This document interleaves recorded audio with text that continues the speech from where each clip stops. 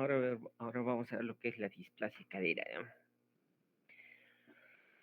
Haciendo un recuerdo anatómico, la cadera, podemos ver acetábulo, cabeza femoral, cuello, trocánter mayor, trocánter menor, la irrigación eh, a través de la arteria obturatriz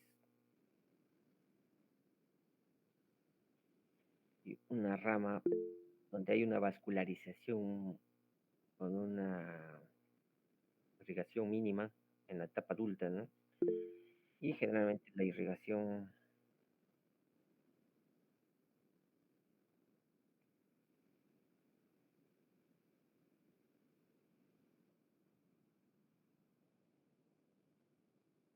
no figura.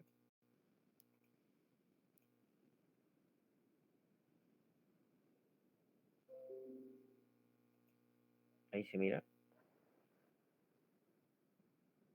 Eh,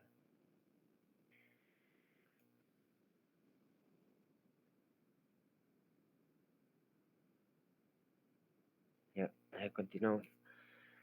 Podemos recordar la cadera anatómica, tanto el acetábulo como la cabeza femoral, ¿no?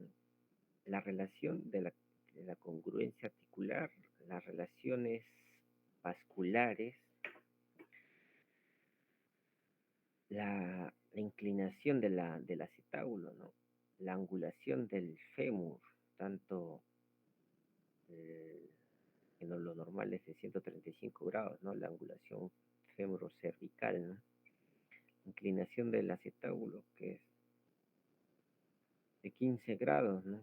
Si es que hay una alteración de esta inclinación, una falta del desarrollo, obviamente va a condicionar a que la cadera se luxe, ¿no?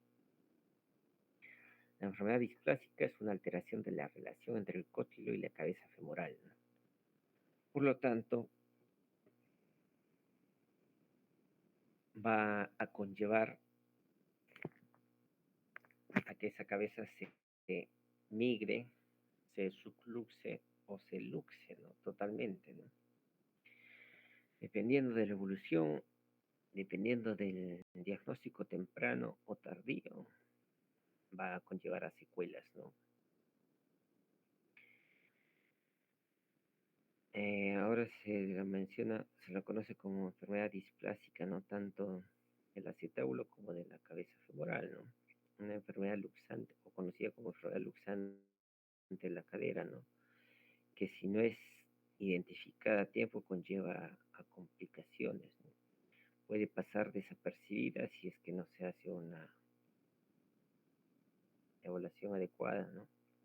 Si se realiza el diagnóstico y se brinda un tratamiento tardío, obviamente va a dejar secuelas permanentes, ¿no? La frecuencia es de 6 a 20 por mil nacidos vivos, ¿no? La relación es de 8 a 1, ¿no? En relación mayor predominancia en el sexo femenino, ¿no? Y está asociada más a la cadera izquierda, ¿no? Está un 67%, ¿no? Lo que lo atribuyen a la postura fetal, ¿no? El diente materno, ¿no? Y bilateral en un 2%, ¿no? Es raro. Las etiologías, hay varias teorías, de las pueden ser congénitos, factores ambientales o mecánicos, ¿no?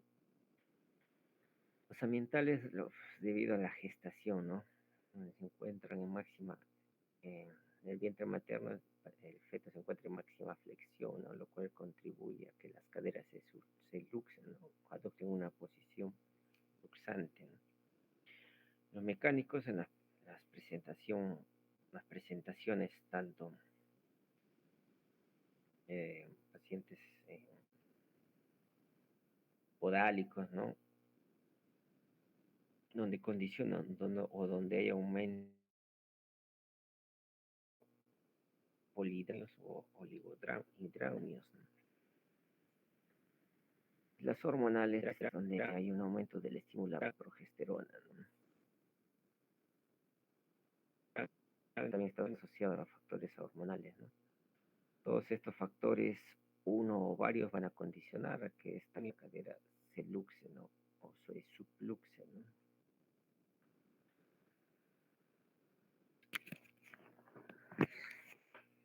Los factores pueden ser tanto intraarticulares o extraarticulares, ¿no? Todo lo que es intraarticular, podemos ver lo que es hipertrofia, ligamento redondo, elongación de la cápsula, deformidad de la cabeza femoral, que está en coxa, valga o anteversa, ¿no? También mencionaba las angulaciones, ¿no? Las anomalías anatómicas, tanto de la interposición de la cabeza femoral como del fémur proximal y del acetábulo. Las extraarticulares, debido a un acortamiento o a una rigidez de los músculos, ¿no? Tanto del ilíaco o de los aductores, ¿no? Si es que están muy rígidos o contracturados, o al músculo glúteo, ¿no? Al músculo glúteo medio que está atrofiado o disminuido.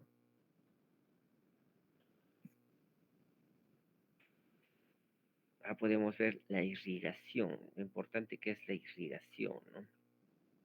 La irrigación principal por la arteria circunfleja femoral,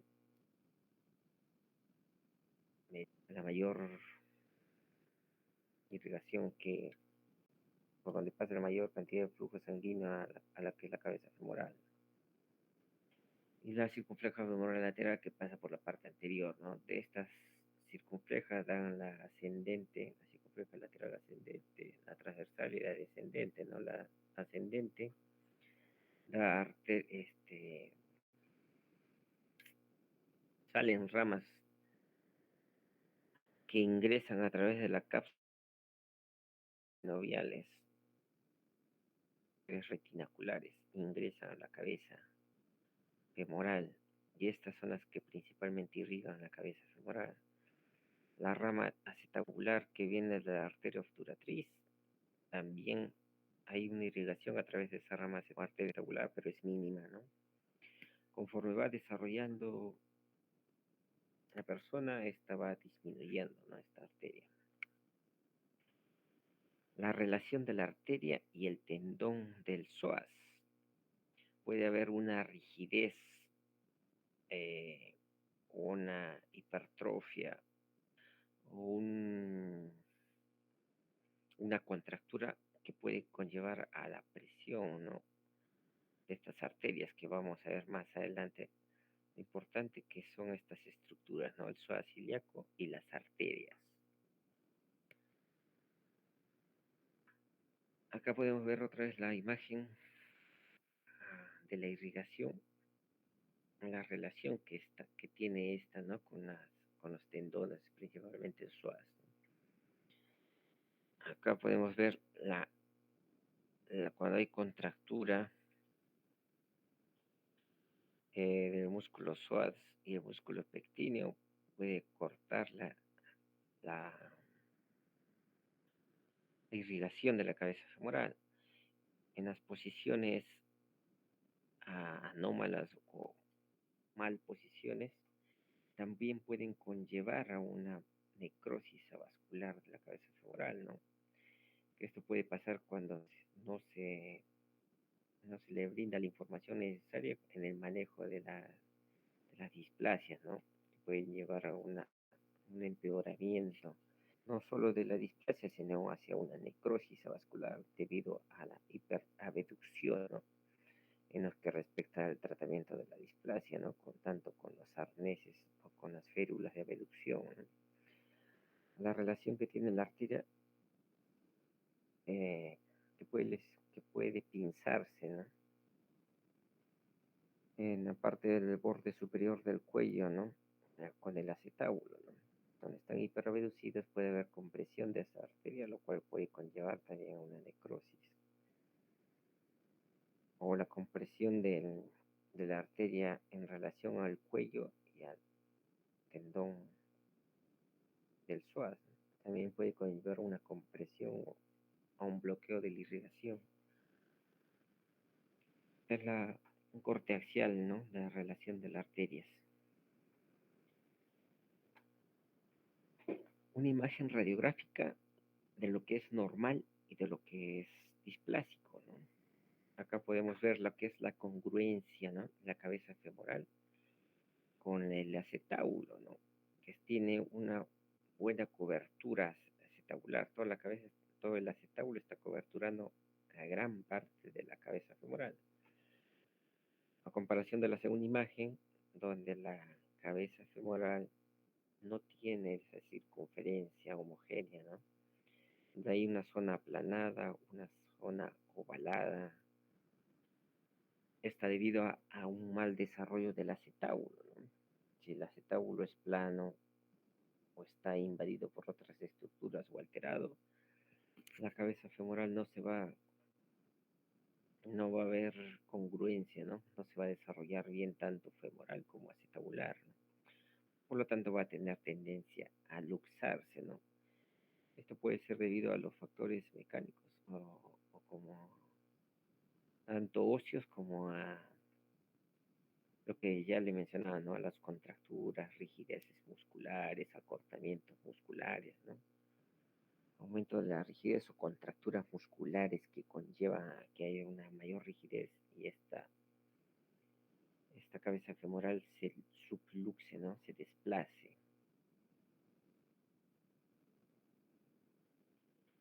Entre los factores intraarticulares podemos ver alteraciones, como les mencionaba, tanto acetabulares, a la presencia de mala formación acetabular, donde hay poca profundidad en el acetábulo, ¿no? Donde el acetábulo está acá verticalizado, ¿no? Lo que va a conllevar a que esta cabeza femoral, por el efecto mecánico de los tendones o la tracción de los tendones, se vaya desplazando o se vaya lateralizando y por lo tanto se va a subluxar y luego a luxar, ¿no? Conforme va progresando la enfermedad, ¿no? Acá podemos verlo más claramente, ¿no? Donde la cabeza inicialmente y por efectos mecánicos, tanto de la rigidez, o contracturas o acortamientos musculares, y el efecto mecánico se va desplazando la cabeza femoral, ¿no? Inicialmente se desplaza, luego ya se subluxa. Al subluxarse, los tejidos o labrum se va metiendo, ¿no? O se invierte. El ligamento redondo, el ligamento acetabular se va engrosando, se va distendiendo, ¿no? O se va hipertrofiando. De tal forma, conforme va progresando, esta cabeza se va luxando, se luxa, ¿no? Y todos los demás tejidos, tanto el labrum como el ligamento redondo, se hipertrofia y ocupan el poco espacio que hay en el acetábulo, ¿no? De tal forma que cuando uno quiere reducir esta cadera, no va a reducir debido a la interposición del labrum y del ligamento redondo o a la hipertrofia o al tejido que va a entrar en ese acetábulo, ¿no? Y por otra parte, en la cápsula se va distendiendo, de tal forma que forman como una pseudoarticulación, ¿no? Se distiende y forma un engrosamiento de la cápsula articular.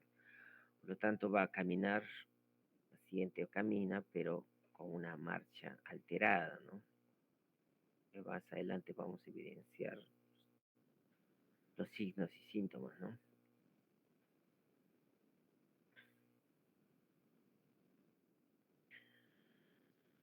Tanto en la parte acetabular como tanto en la falta de formación adecuada de la cabeza femoral, ¿no?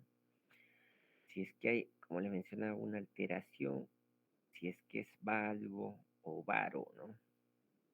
Generalmente hay, los pacientes se presentan con valgo, ¿no? Al tener asociado un acetábulo verticalizado y al tener asociado un fémur proximal mayor a 335 grados en valgo va a condicionar también a que esta cabeza femoral se luxe, ¿no? Y no solamente va a haber una alteración del fémur proximal en valgo, también se puede presentar una mayor anteversión. El fémur o el fémur proximal tiene una anteversión, lo normal es de 15 grados, ¿no? En los pacientes con displasia generalmente suelen sobrepasar los 50 grados, ¿no? Esas son una anteversión exagerada, ¿no? De tal forma que al tener un valgo aumentado, una anteversión aumentada, los pacientes van a caminar con el pie hacia medial, ¿no? Debido a esta anteversión, ¿no? O puede suceder lo contrario, ¿no? Donde hay retroverso, ¿no? En vez de ir hacia adelante, el fémur o la cabeza femoral se va hacia atrás, de tal forma que van a ir no hacia medial, sino hacia una externa.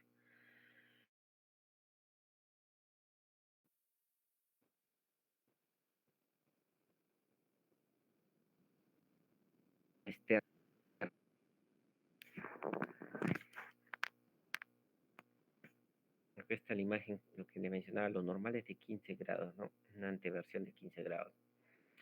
Los recién nacidos generalmente nacen con 25 a 35 grados de anteversión más, ¿no? Pero conforme van desarrollando, esta acción va disminuyendo, ¿no? De tal forma que llega hasta 15 grados en la etapa de desarrollo terminal, ¿no? En las pacientes con displasia, generalmente tienen asociados una anteversión mayor a 50 grados, ¿no? Esta es una cadera normal con una anteversión de 15 grados, de tal forma que el pie en relación con la rótula o la rodilla se ve con una alineación.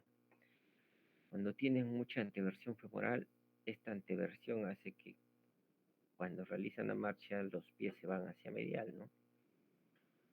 Porque hay que hacer una evaluación tanto a nivel de la cadera como del fémur, como la tibia, ¿no? Para ver todo el eje mecánico, ¿no? Puede estar alterado tanto en la cadera, fémur, tibia, ¿no? Cuando caminan con los pies hacia adentro o hacia medial, ¿no? Cuando dicen que meten los pies hacia adentro, ¿no? O puede ser lo contrario, como le mencionaba, ¿no? Cuando la cabeza femoral está en retroverso, no está hacia adelante, sino está hacia posterior, ¿no? De tal forma que cuando realizan la marcha, el pie está hiperrotado, ¿no? Así se ve la marcha, ¿no? Caminan con los pies hacia afuera, ¿no? Son alteraciones anatómicas, ¿no? En lo que respecta a lesiones extraarticulares, acá podemos ver lo que mencionaba, que hay puede haber una hipertonicidad, una contractura, un acortamiento muscular, tanto del psoas ilíaco como de los músculos aductores, ¿no?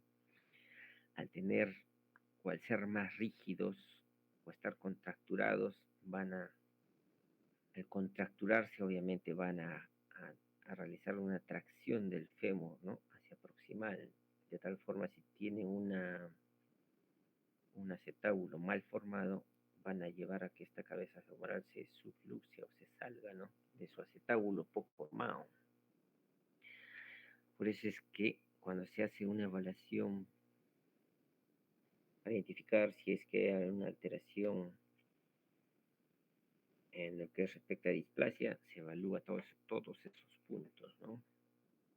La tonicidad, la apertura, la reducción de los miembros inferiores, los otros signos que vamos a ver. Bueno, acá tenemos la clasificación de grado 1 preluxable, lo que les mencionaba, ¿no? Se va subluxando conforme va avanzando o va progresando, la cabeza se va lateralizando, el labrum se va invirtiendo, se va hipertrofiando el ligamento, de tal forma que cuando se subluxa todo el contenido acetabular se ve ocupado por otros tejidos y hay una inversión abro, hay una formación de la cápsula. Mientras más desarrolle o más se pronuncie todas estas alteraciones, más riesgo. Mientras más temprano sea el diagnóstico, tiene mejor pronóstico, ¿no?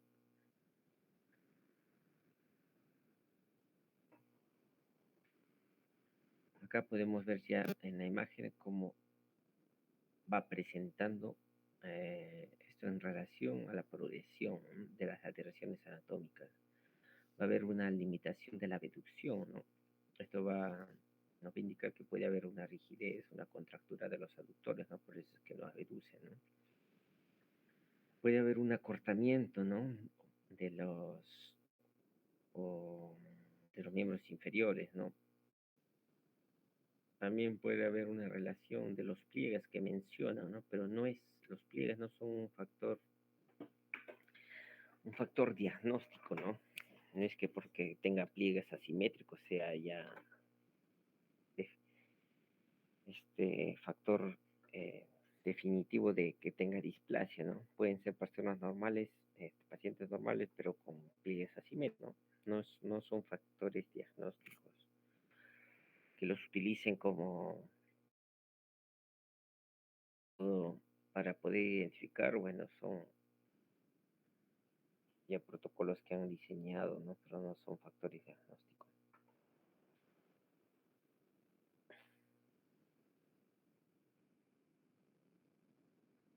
La maniobra de Barlow-Ortolani generalmente se hace en el primer mes, ¿no? Hasta las 6 semanas. Después ya no tiene mucha relación al realizar la maniobra, ¿no? El de Barlow y Ortolani, ¿no? Maniobra de Galeazzi.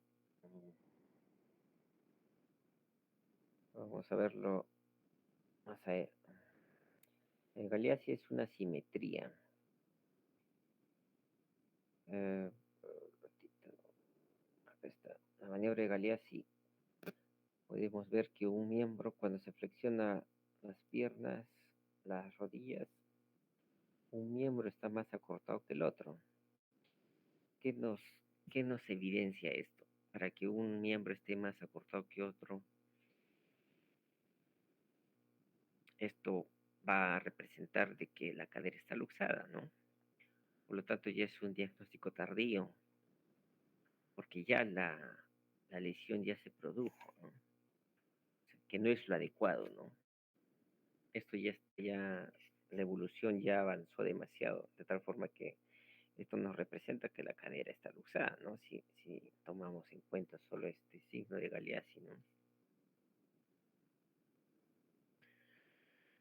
La hipertonicidad, ¿no? Al momento de hacer la apertura, evaluamos el tono muscular de los aductores, ¿no? Que está rígido, como les mencionaba, ¿no? La maniobra de Barlow-Ortolani, ¿no? La maniobra de Barlow, si se luxa hacia el momento de hacer la reducción y una tracción hacia posterior, se luxa, ¿no? Si es que se luxa.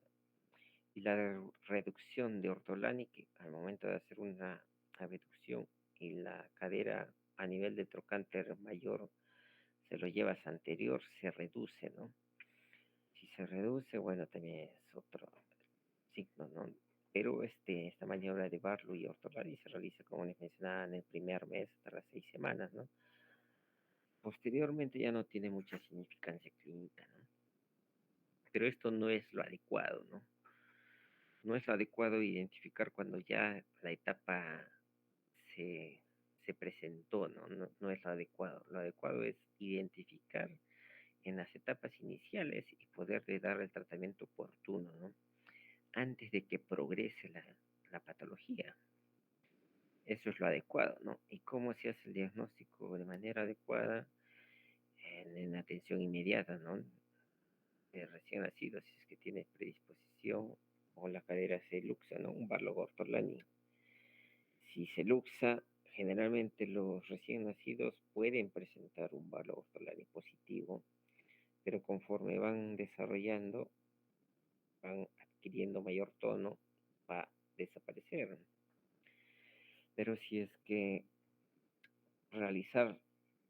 realiza la evaluación posterior en los controles del recién nacido durante el primer mes, las primeras 6 semanas, y hay una maniobra de Barlow-Tolani, ya podemos estar evidenciando, ¿no? De que tiene alta probabilidad de que sea una displasia. ¿Y cómo lo confirmamos? A través de una ecografía, ¿no? Mientras más temprana sea el diagnóstico de una displasia, el pronóstico es favorable, ¿no? Mientras más tardío, el pronóstico es desfavorable, ¿no? Lo adecuado es que se diagnostique dentro de las 6 semanas, ¿no? El primer mes o mes y medio, ¿no? Pero no siempre se puede lograr eso, ¿no? Por lo tanto, ya vamos a ver más adelante cómo podemos tratar de diagnosticar ya a los 3, 4 meses, ¿no? Hay otro signo que es el CLISIS, el test de CLISIS, ¿no? Donde trazamos una línea que va desde el trocánter mayor, que pasa por la espina ilíaca, que se traza una línea, si es que esta pasa por debajo,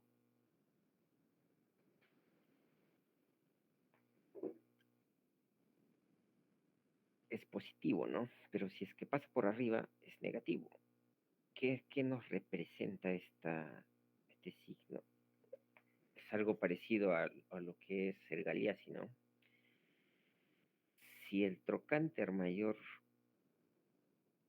mejor dicho, si la cadera se luxa, esto va a conllevar a que el trocánter mayor ascienda.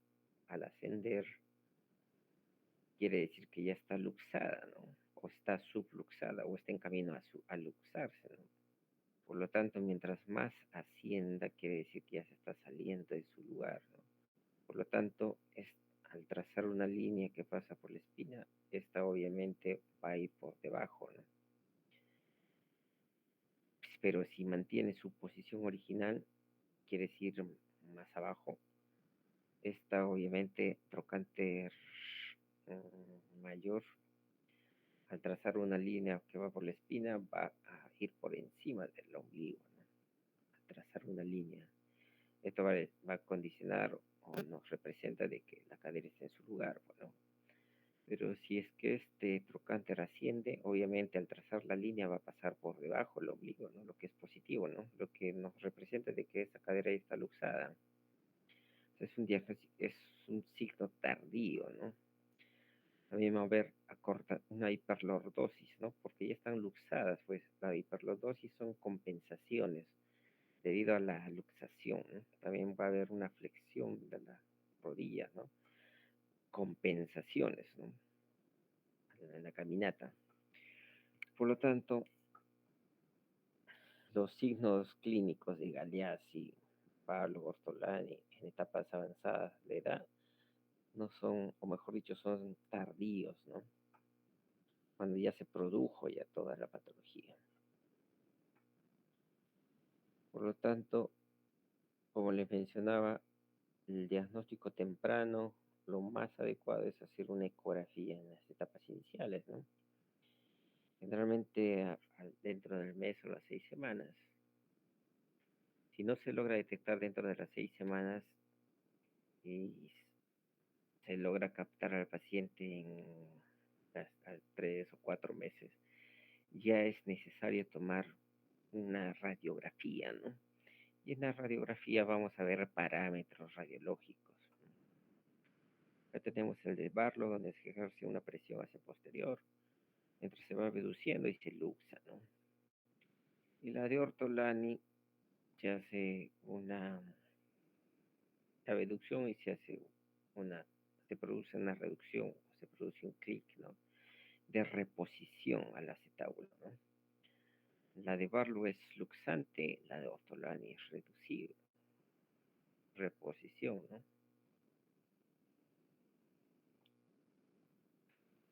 Tenemos otra imagen, Barlow, Ortolani. Bueno, también tenemos el signo del pistón, ¿no? Se hace una tracción. y se nota que hay un despliegue, una distracción, un despliegue, ¿no? Un chasquido, una separación. La marcha de Trendelenburg también ya es un signo eh, posterior, ¿no? Cuando ya la secuela ya se produjo. Esto debido a la insuficiencia de los glúteos, ¿no? Cuando se para, lo normal, cuando está normal, la cadera se compensa, ¿no? Cuando se para sobre el lesionado. Cuando está patológico, hay una insuficiencia de los glúteos, ¿no?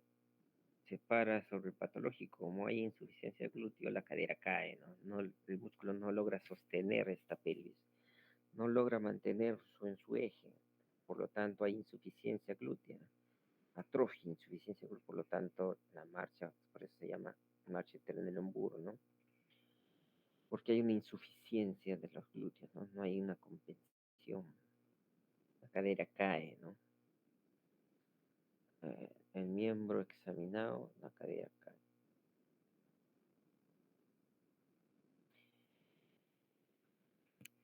En lo que respecta a los estudios radiológicos, hay que hacer una serie de mediciones, como les mencionaba, ¿no?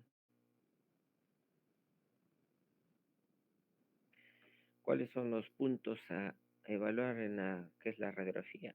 Índice tabular, los cuadrantes que se van a formar, las intersecciones de la línea de Perkin de Hilgenreiner, fondo acetábulo, metáfisis, el arco de Calve, el arco de Shenton, si la reducción es concéntrica, ¿no? ¿Cómo se realiza? Trazamos en la radiografía, que esto generalmente se toma a los 4 meses, que es lo adecuado. ¿Por qué a los 4 meses? Porque a partir del cuarto mes ya empiezan a formarse las cabezas femorales. Deberían tomar antes, pero las cabezas femorales todavía no aparecen. Por eso es que hay una cierta limitación, porque no sabemos si la cabeza está, cuando no está formada el centro de osificación de la cabeza femoral, no podemos identificar dónde está la cabeza porque todavía está en proceso cartilaginoso, ¿no? En el cuarto mes ya al menos ya podemos evidenciar los centros de osificación del fémur proximal. Por eso es que se toma al cuarto mes, ¿no? Ahora, una vez identificados en el cuarto mes, pues, trazamos la radiografía, ¿no? Una línea transversal o línea de Hilgenreiner que pasa por el punto más inferior del ilíaco, ¿no? Los puntos, el ángulo más inferior del hueso de la ilíaca, ¿no? Tanto derecho como izquierdo debe pasar por ambos, esta línea transversal. A esta línea transversal se traza una línea vertical perpendicular que se llama la línea Perkin, que esta debe pasar perpendicular y en la parte más externa del acetábulo, de tal forma que esto va a formar 4 cuadrantes, ¿no? Tanto en mi pelvis derecha como en la pelvis izquierda. Cuadrante superexterno, superinterno, inferoexterno, inferinterno. Normalmente la cabeza femoral debe estar en el cuadrante inferinterno, ¿no? Si es que le encontramos esta cabeza o el centro de osificación en el cuadrante inferior-externo, nos representa que ésta se está subluxando, ¿no? Y si le encontramos en la parte superexterna, representa que esta cabeza o este fémur ya se luxó. Ese es un punto, ¿no? Para eso sirve la gráfica, nuestra demarcación de los cuadrantes, ¿no? Ahora la otra medición es medir el ángulo acetabular. El ángulo acetabular, lo normal, como ya mencionamos, es de 15 grados, pero nacen de 25 a 35, ¿no? Recién nacido. Conforme va desarrollando, se va disminuyendo. Por lo tanto, en un promedio, en términos generales, podemos decir que debe de tener menor de 25 grados, ¿no?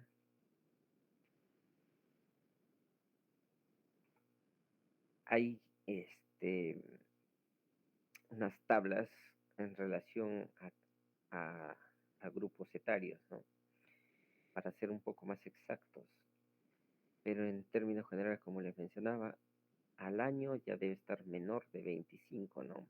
Al, al nacer lo puede presentar hasta 35, ¿no? Menos de 35, pero conforme va desarrollando debe estar menos de 25. A los 2, 3 años, menor a 20, ¿no? 6 a 7, 15, de tal forma que en la etapa adolescente ya debería estar en 10 a 15 grados, ¿no? Si dentro del año de edad encontramos un ángulo índice acetabular mayor a 30, obviamente ya nos indica que tiene este displasia, ¿no? Porque el desarrollo del acetábulo está mal desarrollado, ¿no? Valorando obviamente los otros puntos, ¿no? Que ya hemos visto. ¿Cuál es el otro parámetro, ¿no? El arco de Shenton, ¿no? El arco de Shenton es la continuidad, una línea que nace del borde del agujero obturador, que debe continuar por el borde inferior del cuello. Si trazamos un semicírculo, esta línea debe continuar por el agujero obturador y debe continuar por el borde inferior del cuello del fémur. En el lado derecho hay continuidad, ¿no? En el lado izquierdo, si ya vemos que está en el cuadrante superexterno, está luxada. Si trazamos una línea continua, el borde del agujero obturador no continúa, ¿no? Está muy hacia abajo. El cuello está acá arriba. Y el chento no continúa, ¿no? Por lo tanto, hay una alteración de la continuidad del arco del chento, ¿no?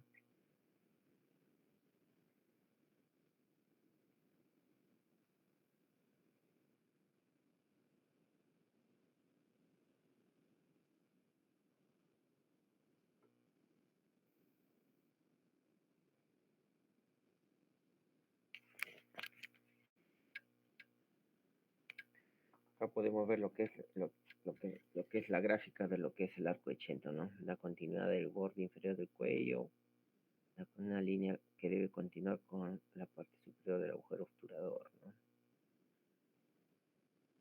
¿no? Continúa, hay una línea continua, ¿no? El ángulo acetabular y el cuadrante, ¿no? ¿Dónde está ubicado? ¿En qué cuadrante está ubicado?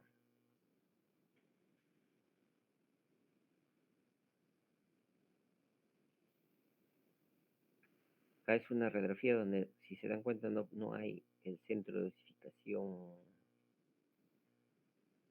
acetabular, ¿no? Podría estar en el cuadrante superexterno, ¿no? Que podría ser subluxado, como también puede que esté acá en el cuadrante inferinterno, ¿no? No se ve. Por eso es la importancia de tener una radiografía cuando ya los centros de dosificación ya estén, ¿no? Y el otro punto es que si no aparecen en el cuarto mes, podría ser de que sea una displásica, donde no se miren porque no se están desarrollando adecuadamente los centros de dosificación debido a una mala formación acetabular, ¿no? Acá podemos ver que está, a pesar de que dice cadera normal, pero pareciera patológica, ¿no? Si hacemos una medición, debe tener unos 35 grados, tal vez a 40, tal vez. Y a la falta de osificación del centro, pareciera que estuviera subluxado, ¿no? Pero no sabemos, ¿no? Por eso es que hay una cierta dificultad para poder identificar. Acá en el lado izquierdo podemos ver que ya el ángulo acetabular está muy parado, ¿no? Y está displásico, ¿no? E igualmente, si se dan cuenta, acá ya está en la parte inferior-externa, lo más probable, ¿no? Está subluxado. O podría estar luxado en la parte superior, ¿no? Pero muy alejado estaría, generalmente cerca a la epífisis, a la metáfisis, ¿no? Ya tiene signos de displasia, ya, ¿no? Displasia acetabular.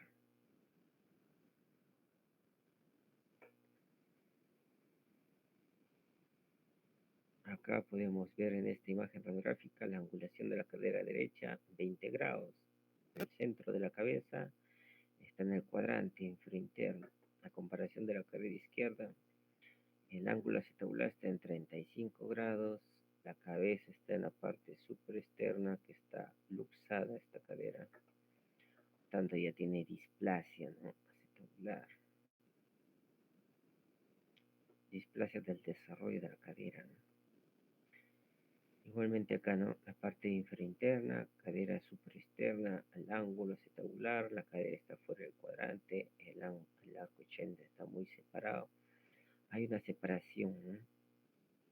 Y acá en el ángulo 80 está continuo, ¿no? Lo que es normal. Igualmente en esta, ¿no? Un ángulo acetabular muy parado, no hay continuidad del arco de Shenton, de esta luxado, no hay formación de la cabeza, no se ve el centro de osificación. Más, lo más lógico es que está luxado, pues, ¿no?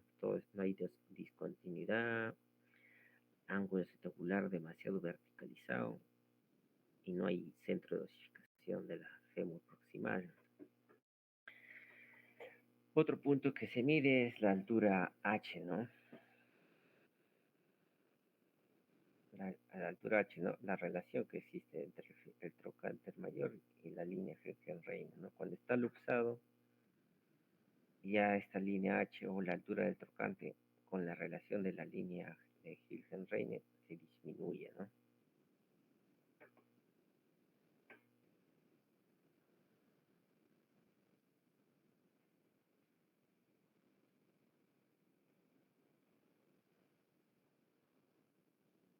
Otra imagen donde se ven las mismas características, ¿no? Cadera normal, el arco de Shenton, acetábulo normal. La cadera izquierda no hay continuidad del arco de Shenton, ángulo muy verticalizado, cabeza femoral luxada. El tratamiento puede ser conservador y quirúrgico, ¿no? Mientras más tempranamente se diagnostique, un tratamiento es conservador, usando en las etapas iniciales el arnés de Pavlik, que se ha considerado como un aparato ortopédico que tiene buenos resultados si es que es bien manejado, ¿no? Si es que no tiene una buena colocación, un buen control periódico, puede conllevar a secuelas también, ¿no? Empeoramiento o aumento de necrosis avascular, ¿no? Lo que les mencionaba inicialmente, ¿no? Una mala postura puede conllevar a necrosis. Mientras se use el arnés de Pavlik adecuadamente y en los primeros meses de vida, hasta los 6, 8 meses, es bien llevado. Pasado los 8 meses ya cambia la férula, ¿no? A férulas abductoras, ¿no?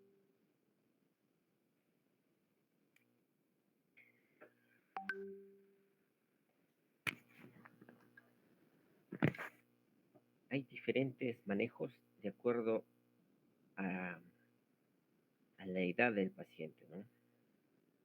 El grado de lesión, de displasia que tenga, ¿no? Si es que es acetábulo, si es que es fémur, si es que se reduce, si es que no se reduce, ¿no?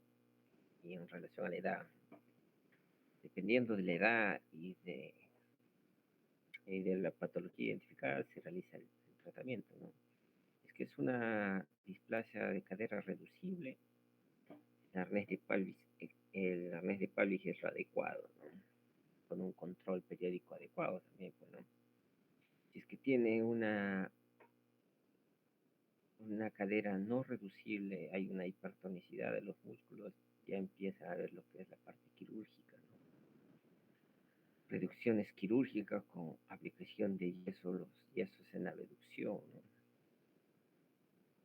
También hay criterios para mantener el tiempo de los yesos o recambio o reposición de los yesos, ¿no? Conforme va manejándose a cada paciente, ¿no? Si es que la cadera está luxada, también hay otros criterios, ¿no? Tanto quirúrgicos y diferentes técnicas quirúrgicas para ver lo que es el manejo, ¿no? si es que es acetábulo, osteotomía, si es que es valgos, fémur proximal, osteotomías, ¿no? Si es que está verticalizada o tiene una o combinaciones de los dos, y en relación a la edad, como les mencionaba, ¿no? Ya diferentes técnicas y diferentes métodos. Al momento, el pronóstico, como les mencionaba, es bueno si es que el diagnóstico es temprano, ¿no? Durante el primer mes, si el diagnóstico es dentro del primer mes, el diagnóstico es bueno, ¿no? Es excelente, ¿no? Pero si conforme ya va progresando el tiempo, que es diagnosticada entre las 2 a 10 semanas, bueno, si es que está entre 3 a 6 meses, regular. Y es malo ya después de los 6 meses, obviamente, ¿no? Las complicaciones puede conllevarnos a un inadecuado desarrollo de la cabeza del fémur debido a posiciones anómalas, ¿no? A la hora de colocar el arnés o las férulas, ¿no? Nos puede llevar a osteocondritis, ¿no? O a necrosis de la cabeza femoral, ¿no? En posiciones anómalas. Puede conllevar a discrepancia femoral, alteraciones de la marcha, ¿no? Si es que no se lo maneja bien, ¿no? Esto ya está condicionado obviamente a lo que ya les mencionaba nuevamente, ¿no? A las hiperreducciones, a los pinzamientos, a la hipertonicidad, al pinzamiento femuro acetabular, ¿no? A la hipertonicidad, al pinzamiento del cuello y el psoas, ¿no? Vamos a ver lo que es la enfermedad de Pertes, ¿no? O Lecca-Pertes, ¿no? Es una necrosis avascular de la cabeza femoral, ¿no? Es un proceso isquémico autolimitado de origen desconocido, ¿no? Se produce por una lesión subcondral, ¿no? Que desencadena un cuadro de la enfermedad. Una necrosis aséptica del hueso, ¿no? Según vemos la historia, los tres autores, Lees, Calvi y Pertes, ya describieron, ¿no? Los casos, ¿no? Por eso es que se le denomina la enfermedad de Calvi-Pertes. En el 21, Femister describe su histología, ¿no?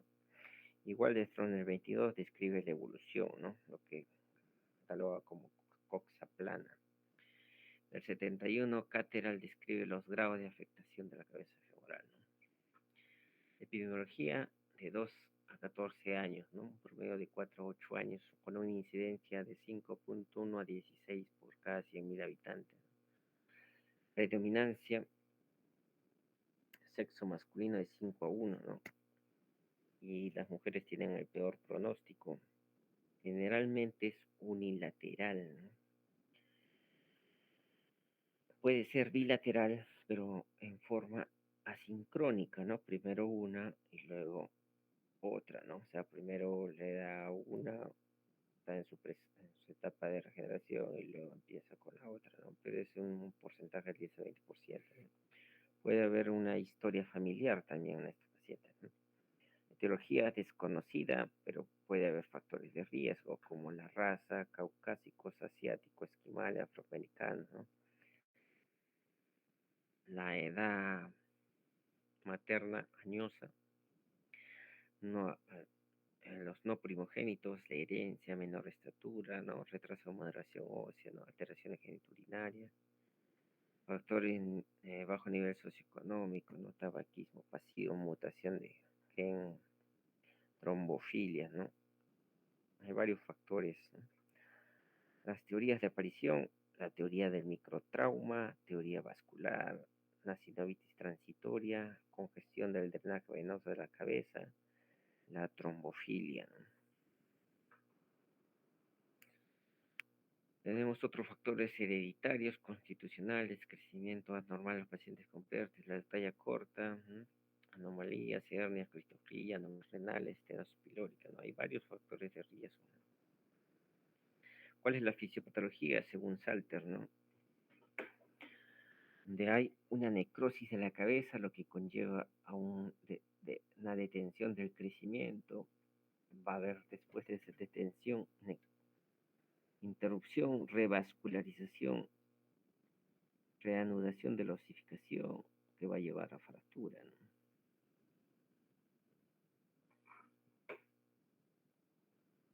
La historia natural, necrosis del centro de osificación. Obviamente, cuando hay necrosis, su estructura anatómica ya no tiene la capacidad de soportar las cargas, ¿no? Por lo tanto, va a haber, debido a las fuerzas ejercidas sobre esta cabeza, va a haber rotura, ¿no? O fragmentación. Al producirse esa fragmentación o rotura, va a haber una respuesta, ¿no? De reosificación. Una reosificación, ¿no? Por lo tanto, posterior a la reosificación va a haber remodelación, ¿no? Son las 4 fases, ¿no? De la historia de la evolución. Acá podemos igual, ¿no? Necrosis del centro, debido a la muerte o necrosis, a efecto de las cargas, va a haber una fragmentación o una fractura subcondral, ¿no? Que en las imágenes radiológicas se va a lograr visualizar unos espacios, ¿no? Una radiolucidez subcondral, ¿no?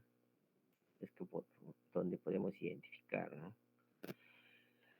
Y después, posteriormente, debido a esta fragmentación, va a evolucionar a fragmentación y luego, después de esta fragmentación, una reosificación. Las fases de enfermedad, podemos ver fase de necrosis, nuevamente fase de fragmentación, donde hay destrucción, reosificación, donde hay regeneración, ¿no? Y remodelación ya. Es la evolución. Las etapas de Waldenstrom, necrosis, resorción, reosificación, remodelación, ¿no? Son los tiempos, ¿no? La necrosis se puede durar hasta 3 semanas, resorción hasta el año, reosificación 2 a 3 años, la remodelación hasta que termine la maduración esquelética, ¿no?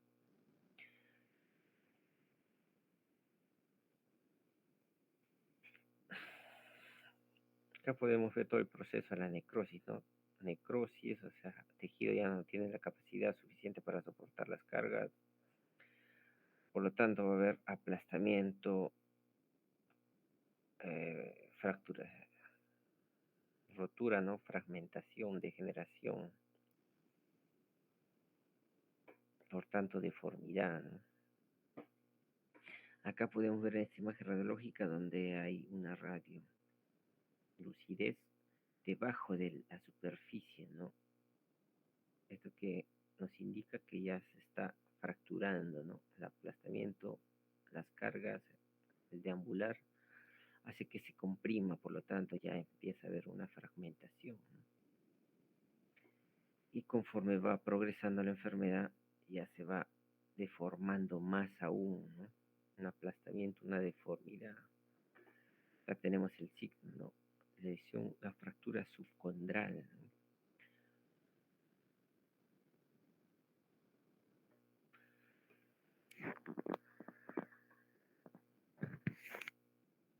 Bueno, de ahí ya viene, después de la fractura, de la fragmentación, viene la reosificación de la de la reosificación empieza desde la periferia, ¿no?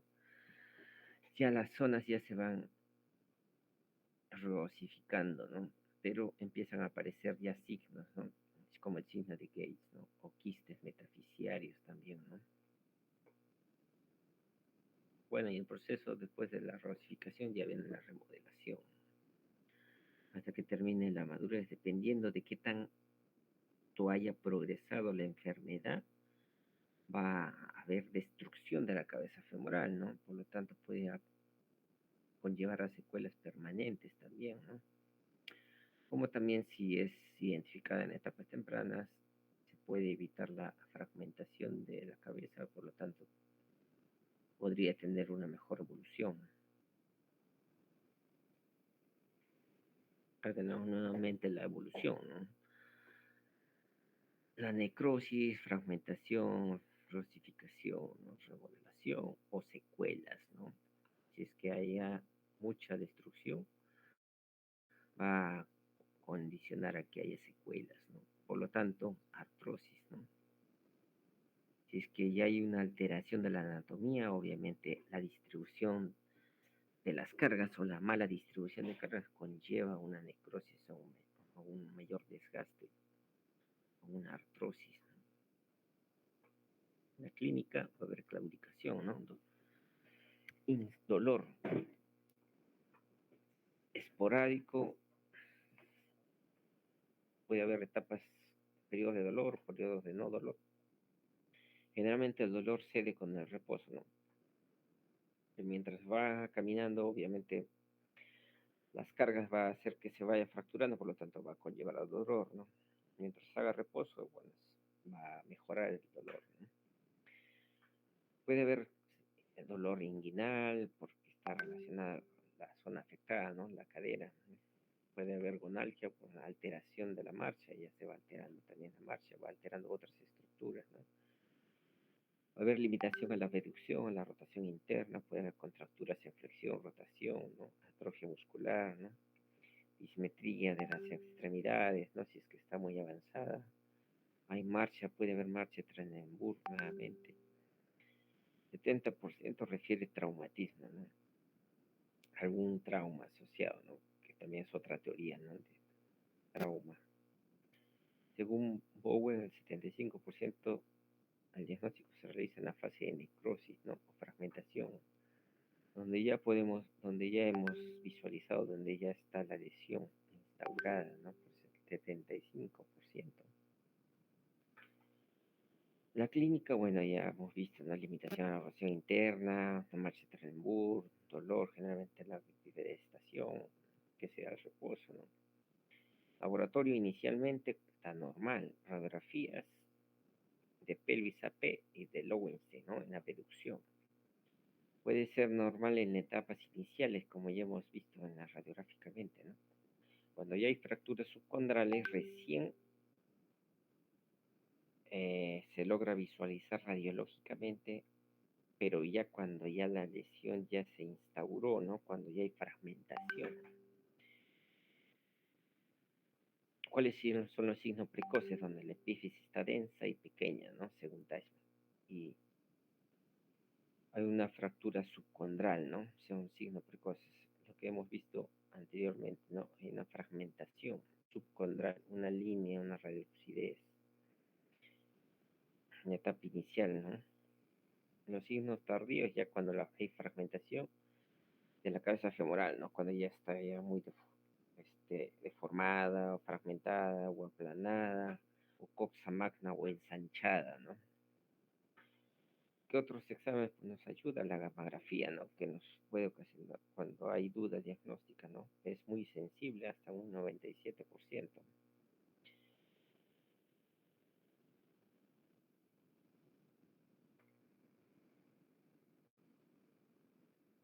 En la etapa inicial puede haber una disminución de la captación en la gamografía, ¿no? En la etapa tardía va a haber una alta captación, ¿no? Esto es debido a la hipercaptación de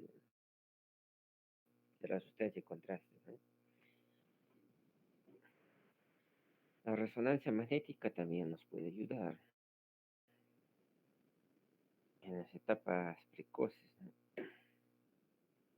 Y nos va a cuantificar el daño, ¿no? La resonancia magnética podemos evidenciar la necrosis vascular, ¿no? La TAC nos va a permitir hacer una evaluación anatómica, ¿no? Qué estructura está alterada, ¿no?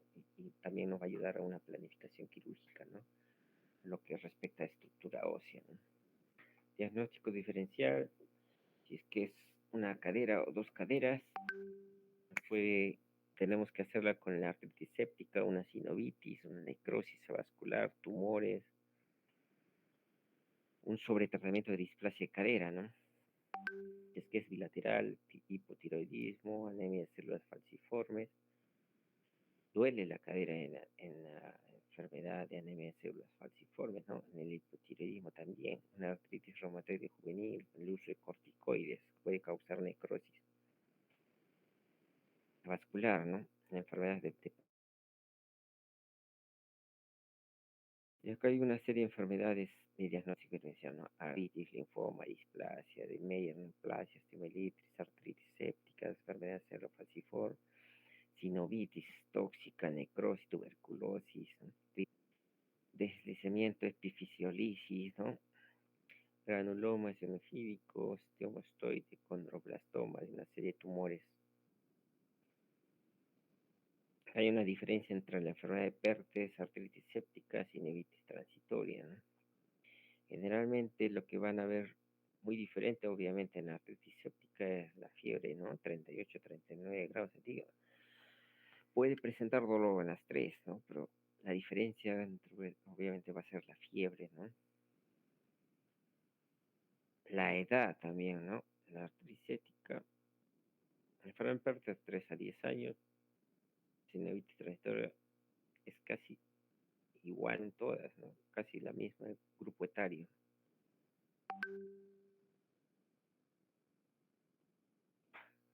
Los exámenes laboratoriales van a estar normales, obviamente, en la enfermedad de Pertes, ¿no?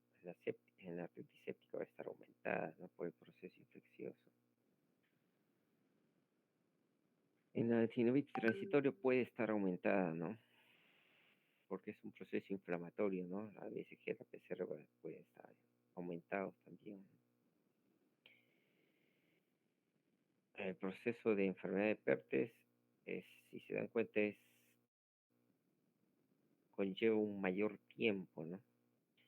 La artritis séptica es agudo, ¿no? Proceso agudo, aumento, flogosis, dolor, limitación, fiebre, mal estado general, ¿no? Podría llegar hasta un estado séptico, ¿no? En la sinovitis transitoria, obviamente es pasajera, ¿no? Que suele recuperarse en una semana, ¿no? Con antiinflamatorios va a ser cosa que no va a ocurrir en la artritis séptica ni la enfermedad de Pertes, ¿no? Por el tiempo más que todo. Las clasificaciones, hay diferentes autores que las han clasificado, ¿no? Según Satter, Tonsor, según Cateral, Hering, Stulberg, ¿no? Esto ya la relaciona en base a la evolución de la necrosis, ¿no? Las catalogan como columnas, ¿no? Columna lateral, media, medial, si es que está lateral, medial, ¿no? Mientras más esté comprometido, obviamente tiene peor pronóstico, ¿no? Mientras más destruida esté, tiene ya otro peor pronóstico, ¿no? El otro punto es la edad, ¿no? De presentación. La presentación a mayor edad tiene mal pronóstico también, ¿no?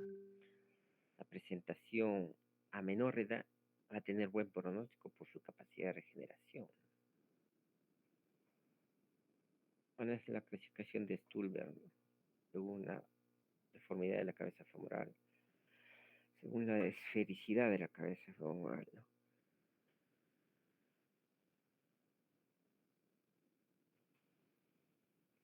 Según Cateral, presenta signos de riesgo cefálico, ¿no?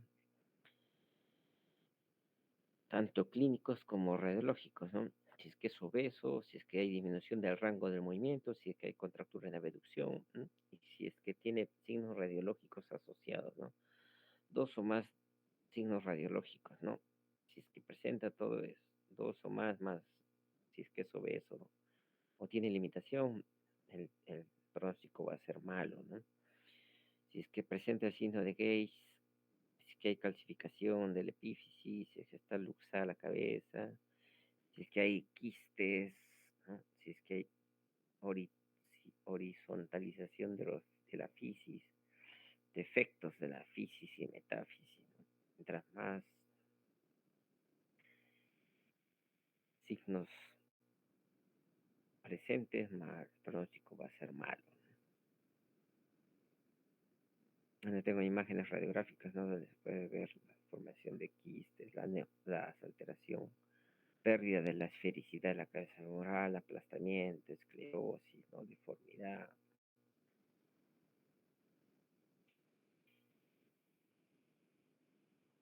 La lesión de la fisis, ¿no? Casi en su totalidad, ¿no?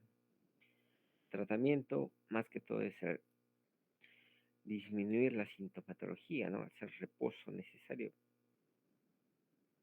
para mejorar el dolor, ¿no? El reposo para, mientras más carga mecánica se le dé, más camine, obviamente mayor daño, ¿no? Por lo tanto hay que hacer reposo, ¿no? Y esto va a depender también del compromiso, ¿no? A mayor daño, obviamente va a conllevar a tratamientos quirúrgicos, ¿no? El médico, manejo del dolor, disminuir la carga y el quirúrgico, obviamente está en base a la progresión, ¿no? O al daño que ya produjo, ¿no? A las, ya se realiza ya manejo con ortesis o osteotomías, ¿no? O sea, si es que la cabeza, si la necrosis ha progresado, si se ha producido daño acetabular, ya se realiza osteotomías tanto en el acetábulo como en el fémur proximal, tenotomías, ¿no? Si es que hay rigideces musculares, ¿no? El otro problema es la enfermedad de Osgood-Schlatter, ¿no? El problema de Osgood-Schlatter no se conoce la causa de la enfermedad, ¿no? Puede ser por diferentes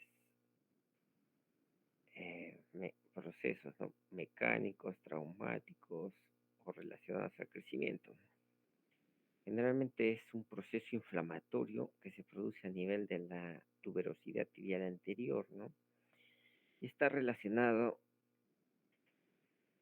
al, al ejercicio en relación a la etapa de crecimiento óseo, ¿no? Donde se produce una mayor fuerza de tracción, esto debido a la actividad física que tienen los adolescentes, ¿no? O los niños que están en crecimiento, ¿no? Donde hay una mayor fuerza de tracción, puede conllevar a una inflamación en una etapa inicial.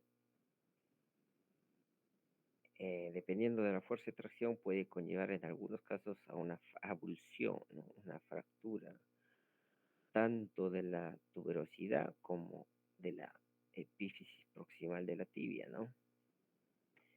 Dependiendo de la evolución, ¿no? La epidemiología afecta con mayor frecuencia al masculino a una relación de 3 a 1, ¿no? Aparecen los niños entre los 10 a los 15 años de edad, ¿no? Y en las niñas entre los 8 y los 13 años, ¿no? Están más en relación a la actividad física que realizan, ¿no? Mientras más actividad física, mientras más fuerza de ejercida, obviamente tienen mayor riesgo, ¿no?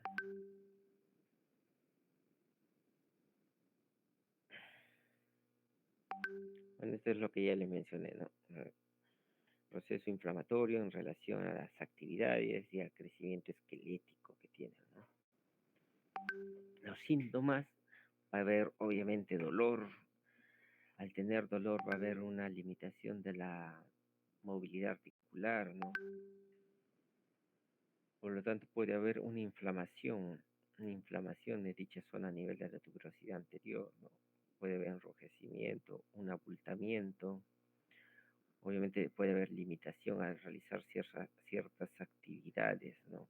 Al realizar saltos o ejercicios, al arrodillarse, al contacto, al tener contacto con algunas superficies, al subir, bajar escaleras, ¿no? Están relacionadas generalmente en la zona de la tuberosidad tibial anterior, ¿no? Este proceso inflamatorio obviamente va el manejo médico, ¿no? Más que todo que es debido a un proceso inflamatorio por la actividad, ¿no? Por lo tanto, a realizarle, tiene que realizar o administrar antiinflamatorios, hacer el reposo necesario y va a ceder, pero van a tener cierta predisposición mientras esté en desarrollo el crecimiento óseo, ¿no? Y algunas personas lo van a tener hasta que terminen de crecer, ¿no? No deje de crecer el desarrollo, o cuando ya se fusionen, no haya el hueso de crecimiento, también va a desaparecer, ¿no? es bien raro que se presente después de la fusión de los centros de osificación, ¿no?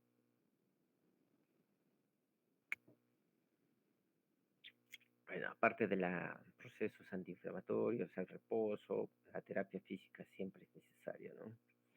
Ayuda a mejorar la elasticidad, la fuerza, tonicidad y disminuye el dolor.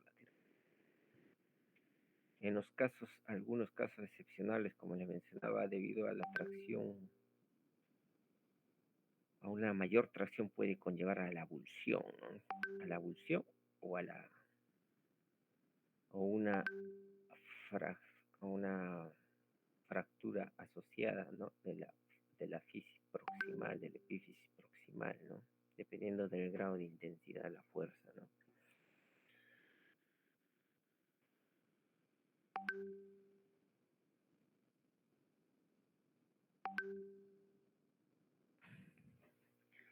Pueden presentar también algunas complicaciones, ¿no? Si es que no se le da el manejo oportuno, ¿no? Pueden conllevar un cierre prematuro de la fisis, ¿no?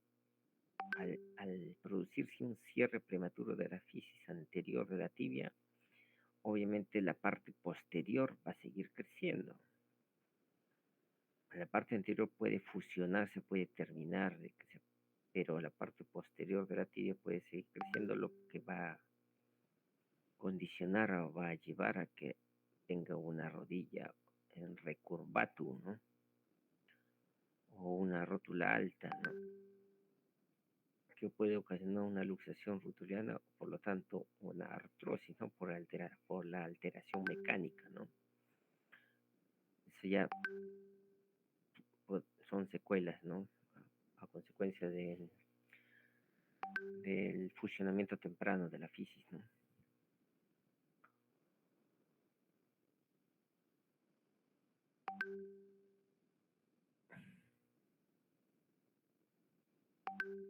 Bueno, eso es todo.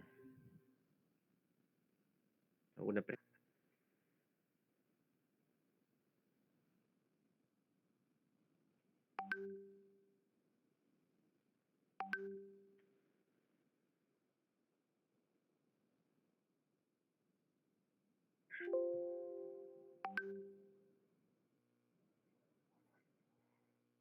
Ya, ya te las paso. Ya, ya,